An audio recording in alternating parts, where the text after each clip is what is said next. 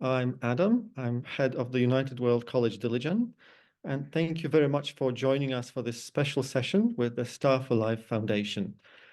Founded by the Swedish entrepreneur, business leader, and philanthropist Dan Olofsson and his wife Christine, Star for Life supports children and young people through their school years in South Africa, where the organization started its work, as well as Namibia, Tanzania, Sweden, Ukraine, and Jerusalem. It now operates in almost 170 schools. We are delighted to have representatives of Star for Life here. Sam Olofsson, Chair of the Board of Star for Life in Namibia, representing the family, and Executive Christine Joa from Namibia. What is remarkable in relation to United World College is that Mr. and Mrs. Olofsson established a Star for Life Scholars Program in United World College Dilijan, enabling young people an opportunity to attend United World College Dilijan. Our school, about which you will learn today, is an international school, which is part of the network of 18 United World Colleges around the world, united by the same mission, which is to make education a force to unite people, nations, and cultures for peace and a sustainable future. This is in line with the ethos of the Star for Life Foundation, and we are very honored to be associated with the foundation for so many years now. We have had excellent students from South Africa at our school, and now Star for Life would like to expand the program into Namibia, hence today's session.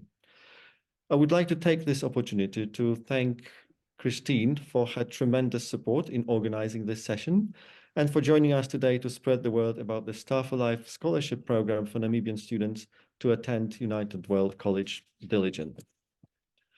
I am also delighted to know that we will be later on joined by Dandagon Koshi, who represents the United World College National Committee in Namibia, which is responsible for the selection process of students in Namibia to attend United World Colleges. UWC Dilijan is turning 10 years this autumn, and having a new scholarship for Namibian students from Star for Life is a significant development for our school, as well as the National Committee of Namibia. I would like to use this opportunity to profoundly thank the Olofsson family and the Star for Life Foundation once again. Now I would like to give the floor to Sam Olofsson. Sam, over to you. Thank you. Can you hear me? Yes. The reason for why we are discussing Namibia today is actually due to Christine, our new manager in Namibia, because when she found out in a way that for a number of years we have given scholarship to Star for Life learners from South Africa, she said to me, shouldn't there be one from Namibia? And I said, of course there should be. No one had really thought of it. So from that kind of starting point, we initiated this. And Christine, I don't know if I told you, this IB program, which is the Armenian school, is a part of the IB program. That is exactly what I've been working with. So I've been an IB teacher for 20 years. I've been an examiner. I've written textbook for the history books for the use of the IB. So I know this program very well.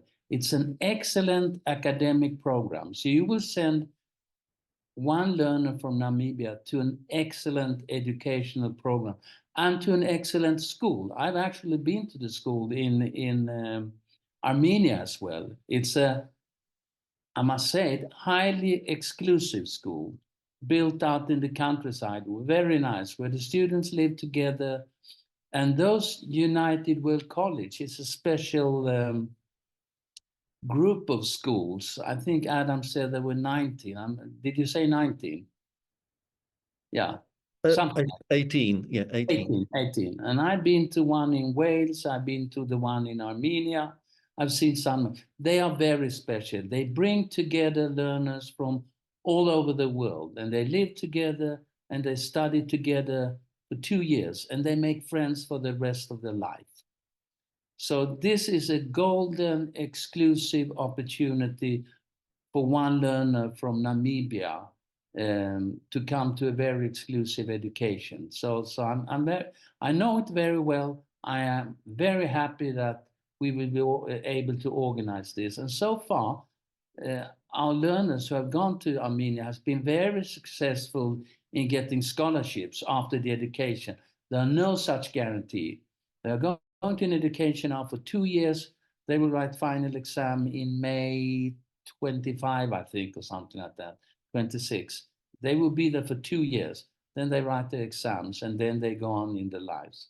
But this is a very good and golden opportunity. So I'm very glad that we can offer this for Namibia. Thank you. Hello, everybody. Thank you very much for the beginning of the session. Hi, Sam. Nice to meet you in person. Hello. So my name is Elena. I'm the head of admissions at UWC Dilijan, and I'm going to share the presentation that we prepared especially for the Star for Life Namibia. And I'm joined as well by Nozipo and Nontirete. Please switch on your cameras. These are our Star for Life scholars at UWC Dilijan from South Africa. And I'm also joined by Dandago and Koshi from UWC Namibia, who will share about the UWC Namibia selection process. So we have a full picture about how to apply to UWC Dilijan and what is the application process. But let us first start with the UWC and what it is about. So just a second.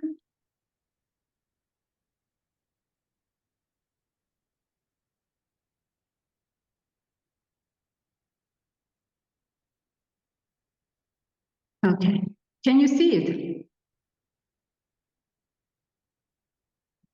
Okay, so in today's presentation, we're going to talk about the Star for Life Scholarship Program at UWC Dilijan and what is the UWC Dilijan UWC Experience, academic program, CAS, which is Creativity, Activity and Service, Student Life, Life after UWC Dilijan, and we'll also talk about the UWC Namibia selection process and also what are the selection criteria for the students and what type of students are a good fit for UWC schools. So our aim is that for you to get enough information thinking about who to encourage to apply to UWC Namibia to study at UWC Dilijan, and we hope that we will also have a part to answer your questions. So UWC movement, which comprises now of 18 schools, was founded in 1962 by the educator Kurt Hahn. And right now it consists of a global network of 18 schools. And what is very unique to UWC school and differentiated from other schools, from other international schools, is the selection process. So there are 160 national committees which select students around the world in 160 countries, and each country has a national committee that runs the selection in the specific country. It's an educational model which aims to bring together students from different backgrounds. Deliberate diversity is at the heart of UWC movement.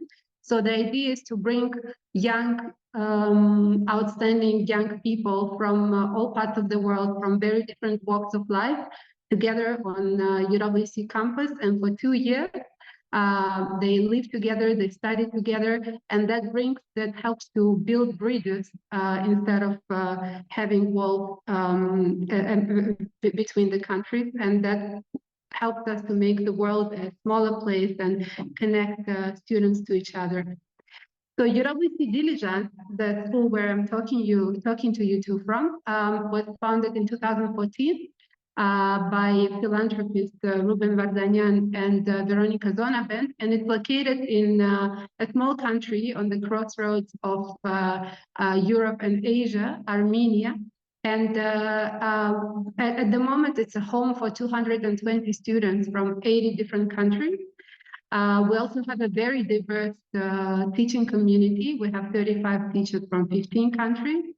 And right now, in October, we will be celebrating 10th anniversary of the school, and we already have 1,000 alumni from 120 countries. At the moment, we have, as I mentioned, altogether 5 current and former Star for Life scholars, And we've had also one student from Namibia. And we really also really excited about having an opportunity to have more students from Namibia in this year and in the years to come. Okay, so I would like, so that this is not just me talking to you about the UWC and UWC Dilijan, so that something that although all our students come from different countries, as I mentioned, from 80 countries of the world, they're all selected based on the same 6 selection criteria, and we're all united by the same UWC values. And I think that what's very important in this conversation that you hear from our students, from Nozipo and from Diretse, and maybe let's start with the conversation about the UWC value, which we all share. And Nozipo, Onti, maybe you could share your take on UWC values and talk about one of the values that you especially relate to. Hello, my name is Onti from South Africa, and I'm a DP2 student in UWC Dilijan. I think one of my favorite, 2 favorite UWC values is personal challenge and compassion and service. One, because personal challenge, coming to a different country, coming to study here with a number of students is already a challenge on its own. And being able to do that, I think, is already a big thing on its own. And in the UWC journey, you come across many different challenges that you undergo, but with the help of the community, it becomes very easy. But I honestly feel like being able to take risks is one of my favorite UWC values. And compassion and service, I feel like when you come to a UWC, you are with, although the community is close-knit, sometimes you have to do some stuff, like some services that help out in the community. Like, for example, we go out to Dilijan sometimes and help out with cleanups. We do Savan Shore cleanups. And I think that's really important because we're in the process of becoming change makers. So I think that's really important to have compassion and like serving people. Hi, my name is Nosipo Mazuru. I'm also from South Africa, a DB2 student as well. So for me, with the UWC core values, I think the ones that I like or that I resonate with the most are celebration of differences and mutual responsibility and respect. I think celebration of difference is one of the biggest aspects of a UWC, especially considering that we are 220 plus students from different countries, so it is important to celebrate our differences and to celebrate our differences because we are all different and we are different. We are here to share our differences and mutual response and responsibility, which means while sharing our differences, it is important to also respect our differences because it's not about trying to make the other person undertake your own values and however your differences are. It's not about you trying to force it into other people, but it's about sharing and understanding where it comes from, because opportunities like this are very rare, because when you're in your own country, you are used to your own country and how your culture is there. Mm-hmm. But when you come here on a global space like this, you get to know and learn a lot about other people from way more places. So mutual responsibility and respect is also very important while celebrating the differences that exist within our community. Thank you. Thank you. Thank you very much. So continuing. Okay, let's talk a little bit about our educational model, UWC educational model. As Sam mentioned, it's like two things coming together: UWC values and UWC mission, together with the International Baccalaureate Diploma Program. So our students study at UWC Dilijan for 2 years. And after these 2 years, they receive an International Baccalaureate Diploma, which is a high school diploma. And what is special about UWC education is its deliberate diversity and how much how engaged our students are, not just in the classroom, but also in the outside of classroom activities. They're responsible for organizing projects that have a local impact on the town around us. And they don't just they study academically, and they take 6 subjects, but at the same time, there is a responsibility and expectation from them that they get engaged in the co-curricular activities, which have 3 aspects: creativity, activity, and service.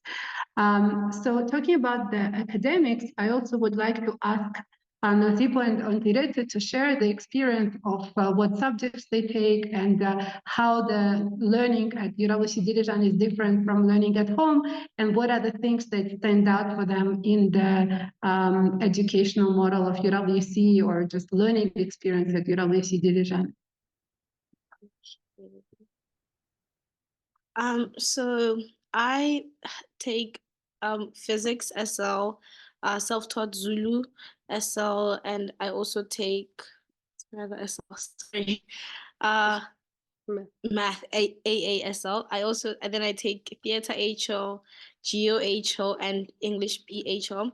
So maybe comment on what SLHL. Oh, sorry.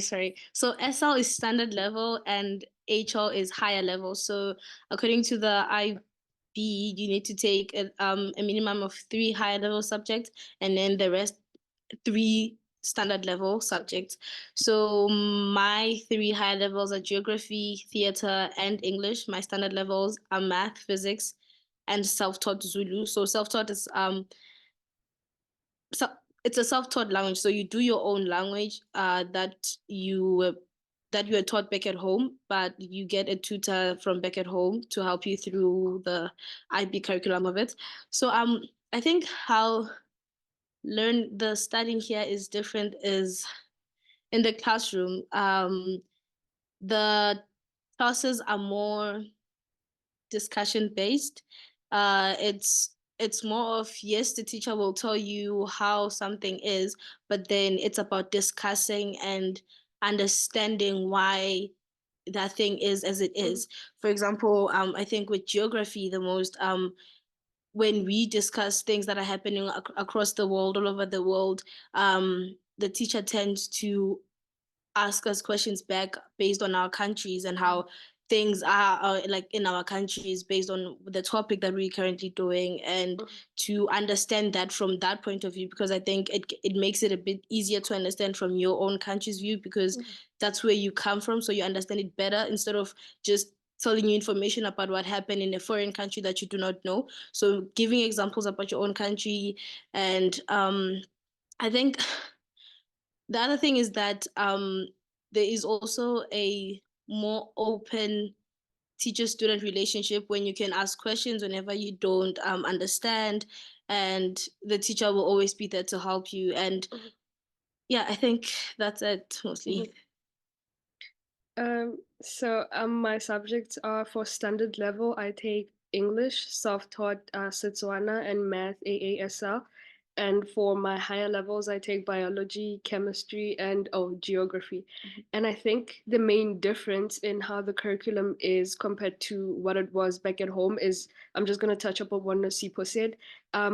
For geography, we learn about different countries. It's not just based on what the book is telling us, but we get to hear experiences from other countries. And I think that helps a lot in terms of your knowledge, because you can apply what you're learning in class and apply it to different parts of the world. And it changes your perspective on how you see global issues.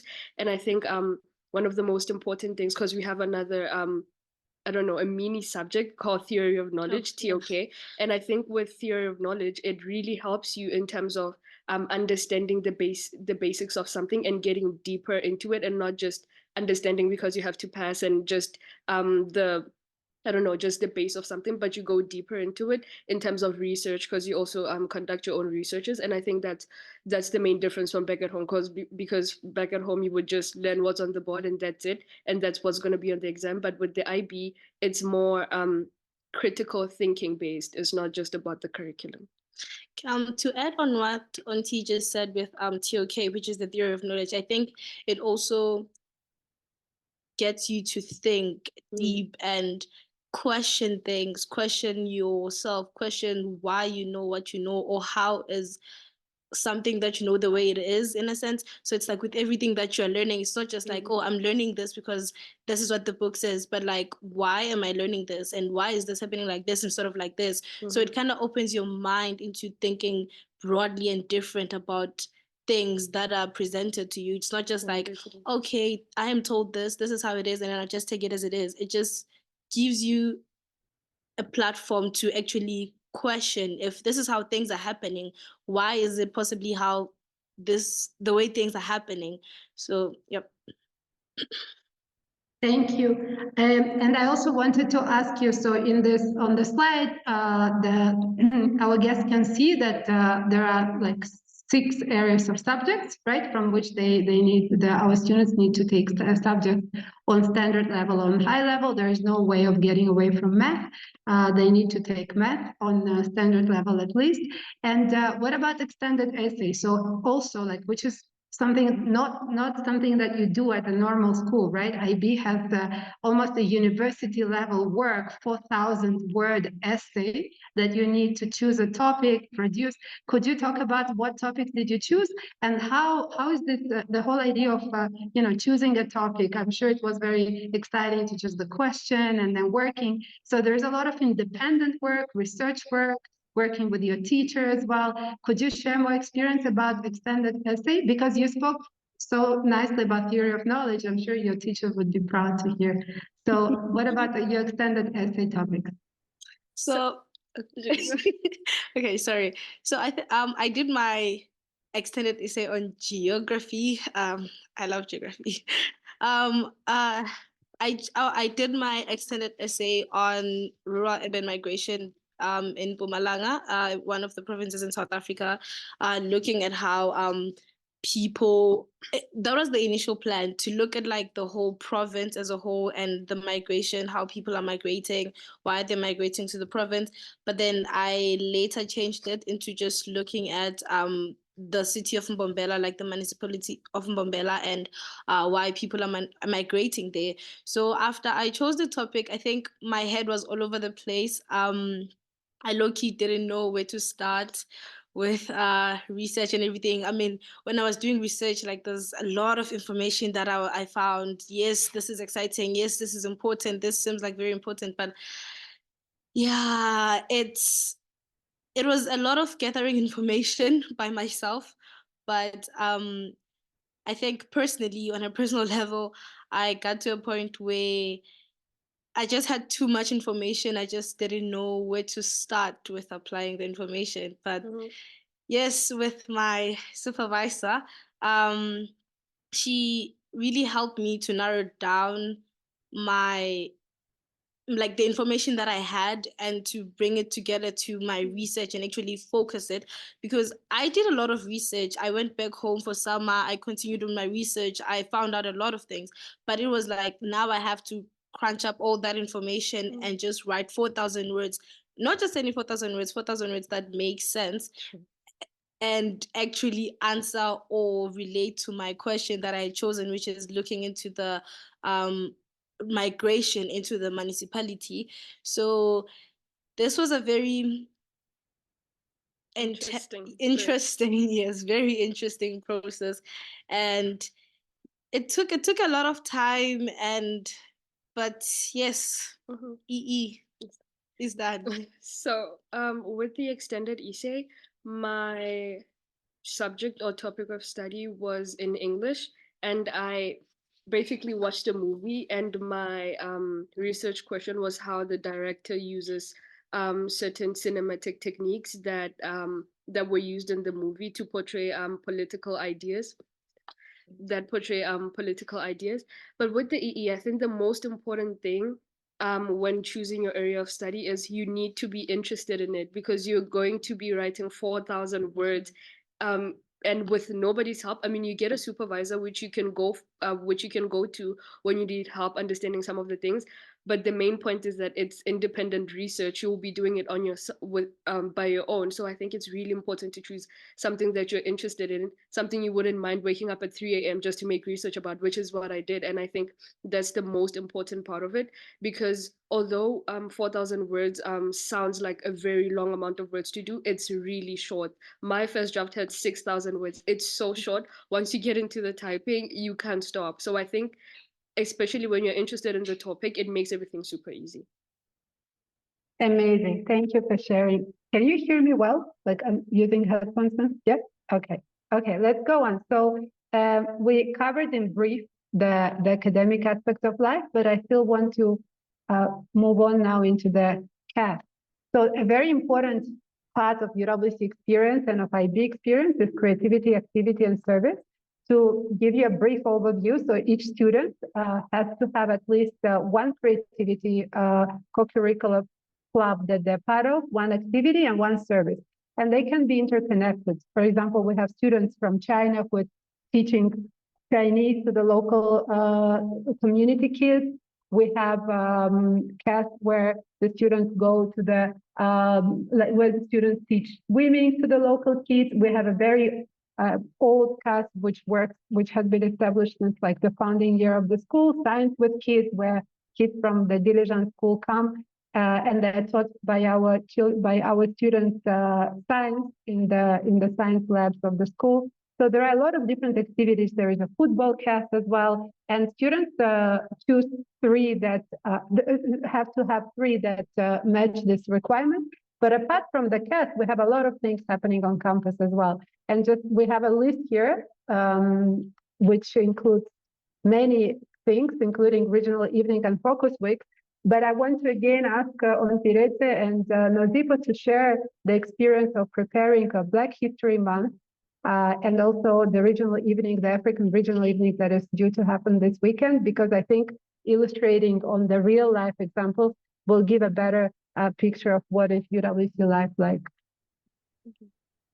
Okay, so with the focus week, we had Black History Month focus week, I think a week ago. And the most important thing about the focus weeks is the planning.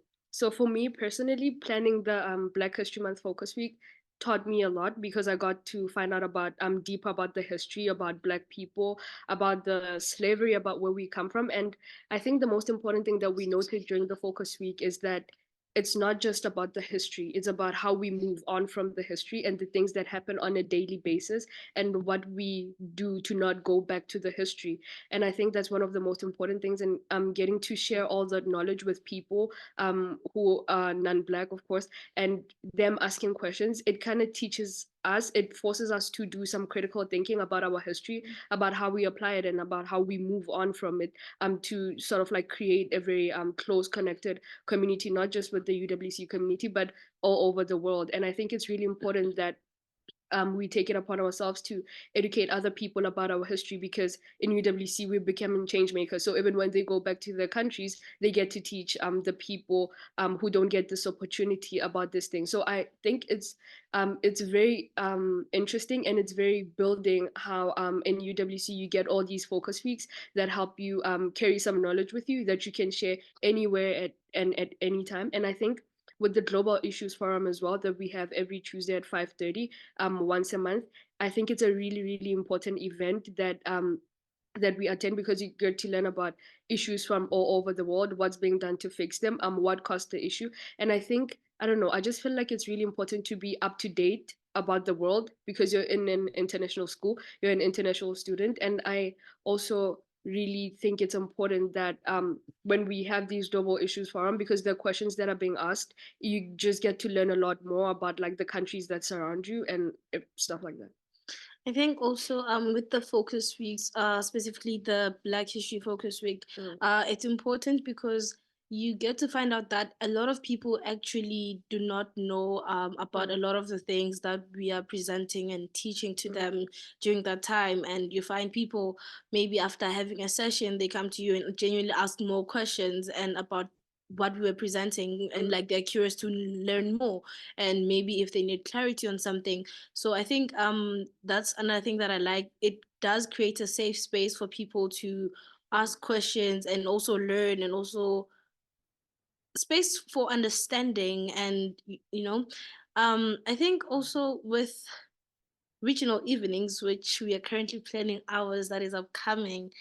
Yes, it's a very exciting and intense week, but we're looking forward to it. I think regional evenings are more on the sharing about your country, specifically how you do things in your country, whether you want to do a performance of how the lifestyle is in your country, or you want to present and teach us about your country, tell us things about your country that we do not know. Because yes, we have the internet, we could just search up about what's happening in this country or how is life in this country, but it's different when you're getting it firsthand from someone that actually comes from there, and they're telling you, okay, this is my country and this is how it is. Because I think the internet has specific ways of portraying certain places which might not necessarily be correct. So this is very important to have people that come from those countries firsthand present their countries to us and show us. So this is what will be happening this weekend. We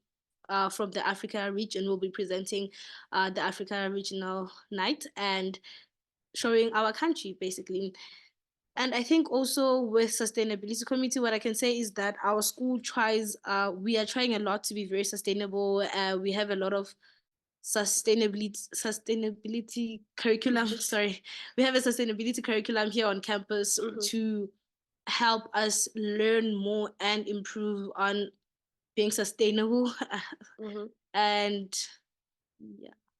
Just to touch upon like some of the few things, we do sometimes have cultural trips and outdoor activities, and I think this is a very fun and exciting part of your UWC journey, because I think last week we had skiing trips, and with Armenia being our host country, when you go for these cultural trips, you get to learn a lot more about the country that you live in, because we're here for 2 years. We must learn some basics about the culture, and I think it's very interesting how we get to find out more about the culture. And with the outdoor activities, I just think away from the IB life, like sometimes having an outdoor activity really helps, especially when you're overwhelmed with the IB and everything. Just having those little outdoor activities, I think they're really fun, and they're important as a part of a UWC experience, especially for your mental health. It is. And I think also going back a little bit to Global Issues Forum, I think for me, Global Issues Forum, since it happens like monthly, like every Tuesday, it's a way of keeping us informed and updated on what is happening in the world, and having discussions about what is happening in the world, and how if we are because we are the future change makers. We are the future change makers. How can we change that? What do we think should happen? What do we think?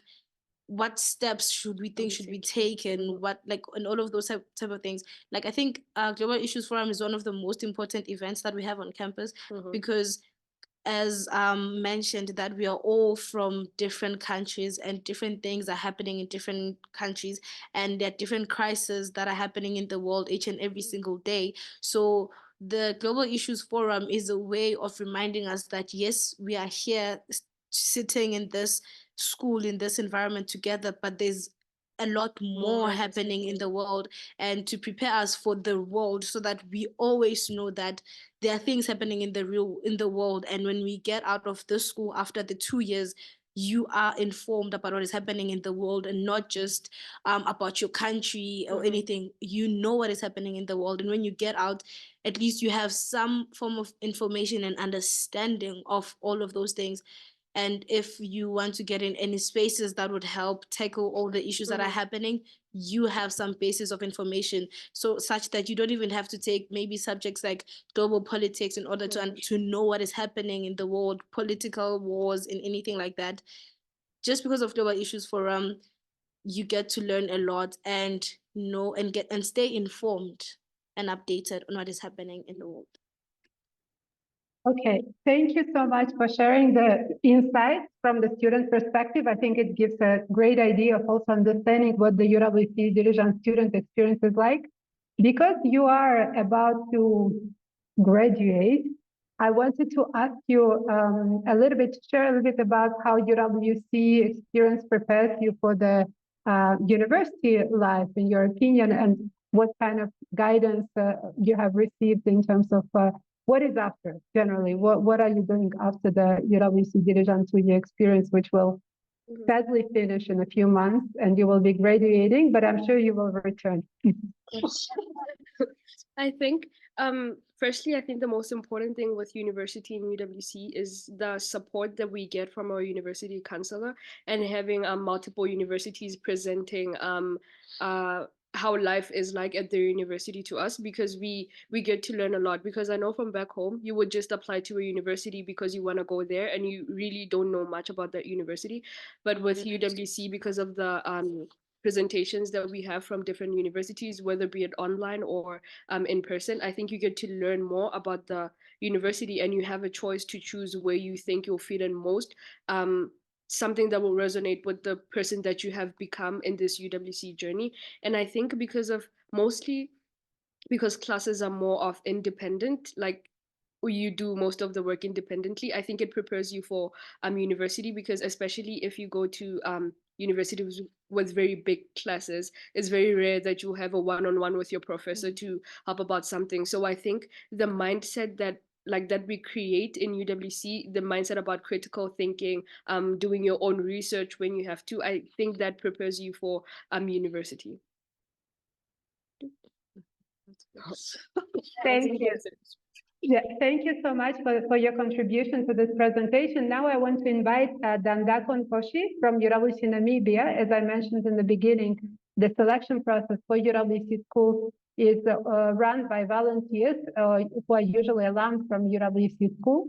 And they select students in the country, and then they send them to different UWC. So the selection process in Namibia, and Dandako is a member of UWC Namibia. Please, over to you. So if you want, I can share over to you. You explain how to apply. Wonderful. Good afternoon, everyone. This is so when we got the email last week that there's an opportunity for a Namibian student to join the school through this program, we were so ecstatic. So really, really wonderful to be on the call with everyone. My name is Dandako, as mentioned. I am the chair of the Namibian National Committee. I am also myself a former UWC alumni student. I went to the Nordic College in what feels like a lifetime ago in 2005, graduated in 2007. And the reality of what the two students are saying is absolutely true. UWC is such a fulfilling, life-changing opportunity. And I think it's the reason why many of us still volunteer to be part of this, because the way it changed the trajectory of my future and of many other Namibians and everyone else who joins the school cannot be understated. So really, it is such a life-changing opportunity, and is one that I'm really proud to still be associated with. So our Namibian application process is an online application. We have a link that I'll share in the group chat with everyone here. So we have a link where students, they need to submit an application form.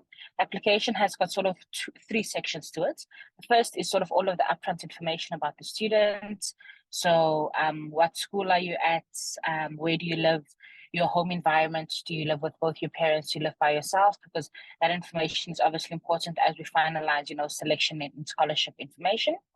The second part of the selection process, or the interview, the application, is in a few questions. Like we mentioned earlier, the UWC does the IB. So the IB is a very academically challenging curriculum. So we really are looking for students that are not only have got very strong and come from good academic backgrounds and can demonstrate academic robustness, but also students that are interested in the world, students who are leaders in their own right, within their community, within the environment that they operate in, and that are also actively involved. So we then ask them to answer a few questions, some a few just upfront questions, and then some lengthier questions, just so that we can get a bit of insight into the students, what drives them, what are their passions, what they're looking forward to. Because critical to UWC is, like the students said, is that we're really looking for change makers. So we're looking for people who really, even though they're not, doing big things at the moment, but must have that mindset, that drive to want to come back eventually home and to instill change in our communities. So those questions help us get a bit of sense of how where students are and what their ambitions are, what their interests are. And then the third part of the application is then we then ask for 2 recommendations. We ask for a recommendation from an academic recommendation. So from somebody who is a school teacher, who's taught the students in recent years. So ideally we want somebody who's a current teacher or who taught the students, about a year or 2 ago, but a recent academic recommendation.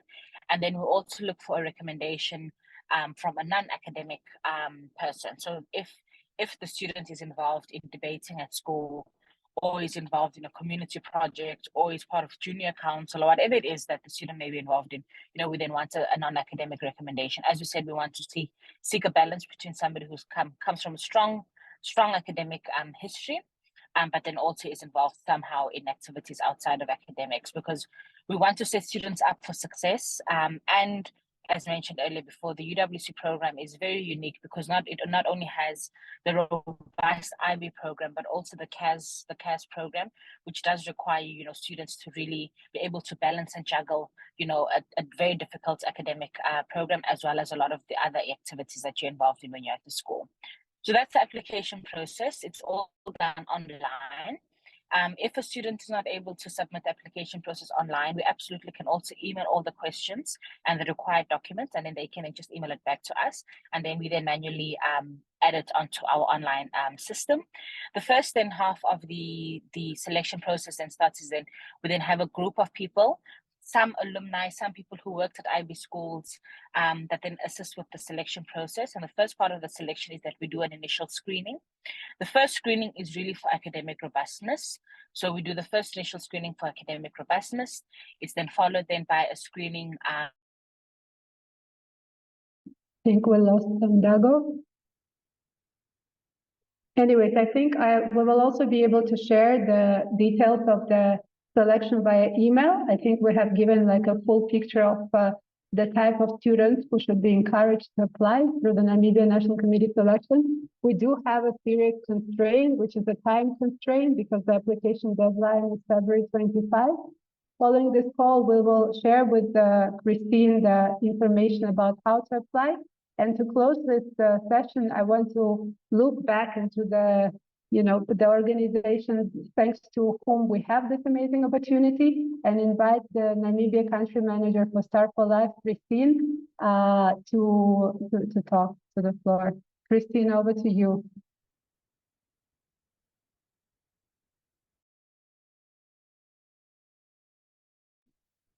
Yes, good afternoon. Thank you so much, Elena, and thank you very much for the opportunity.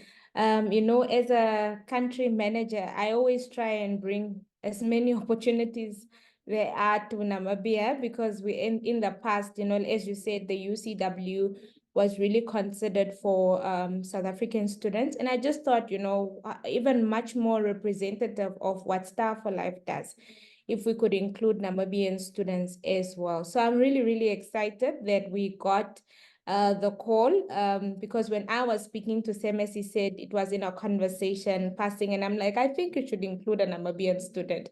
So I'm very, very grateful. But also the fact that in Namibia, we work in around 19 schools in 4 regions, and most of our students come from a background of low economic status, where they really, and when you are already in that situation, you are also very much not exposed to the outside world or what is happening, to not even to mention the quality of education that you receive. So UCW is really an opportunity, or UWC is really an opportunity where you are able to get the best, the best practice in terms of academic opportunities, and also listening to Nozipo and Nteritse speaking about their experience. It's really what we would like every other child in the Star for Life schools to experience. The best academic opportunities, as Sam mentioned, one of the world standard, curriculums, but also in terms of the good balance of between academics and, social responsibility, because that's what we try and nurture within our students when we work with them, that you are not only here for your studies, And especially because they come from the background that they come from, you really have to have that social responsibility of giving back to your communities. And you can tell, listening to Nozipho and Onteritze, that it is installed within them, that they are determined young people who are ready to give back to their communities in South Africa and also the rest of the world, you know. So I think this is an excellent opportunity, and that's why immediately when I heard about it, I told my coaches who are also joining here. I think we have about 5-6 coaches who are joining, who work with around about 20 plus students, 20,000 plus students in their schools, and they are able to continue nurturing, you know, and helping, assisting them to apply, assisting the children to apply and make sure that they submit their applications on time. So I'm really excited. And also the fact that, you know, one thing I like about this is also because young people are encouraged to be change makers, which when Nozipho was speaking about the kind of activities they have, I was listing down the Star for Life workshops that we do within the students, and they speak about how you should make your own decisions, how you should be determined. It's all about, you know, being responsible citizen, and also now eventually being aware of what is happening around you and being a decision maker, where you also, wherever you end up in life, whether you become a politician or not, as I think Teresa mentioned, that even if you don't take up political studies, you are an informed citizen who is able to make decisions in your space of work. And then what I also like about it is the fact that you support students, you know, counselors who are able to support the students in making decisions as to which courses they're supposed to study further, because that's also what we try and do with the coaches in Star for Life. But again, I think this is a best practice model where you really have opportunities, a unique opportunities, once in a lifetime opportunity presented to you. And of course, and I'm sure when the coaches go back to the schools and present it to the students, every child would like to be part of UWC. So I look forward to an extension and, you know, of more students. We will be hoping that more students will come, will be getting the opportunity to apply. But this one student creates a great opportunity for all of us. It's a representative of what the future holds for these scholarship opportunities as well. So thank you very much. Thank you for, in a short notice, for allowing us to apply. And also, I will be looking forward to connecting with the Namibian office as to how best we can make sure that we get as many applications in as possible, and we support the students in terms of the selection criteria and the selection process moving forward. Thank you. Over to you, Elena. Christine, thank you so much. After what Sam shared, we understood that you were the key to creating this opportunity. So thank you for, we're really honored to have the Star for Life Partnership and Scholarship Program, and also now this year to have students from Namibia as well apply to UWC Dilijan, and hopefully next year we will be talking with our Namibian scholar joining us and talking about UWC Dilijan experience. And you could see from this presentation that I shouldn't have been even here. The floor should have been only given to Nozipho and Nontirese, because everything that they shared, I think, gave a great picture. And also what you spoke about, what Star for Life does for the students, I think showed the synergy that can be created and continuity between what you do for to empower young people and the UWC educational model as well.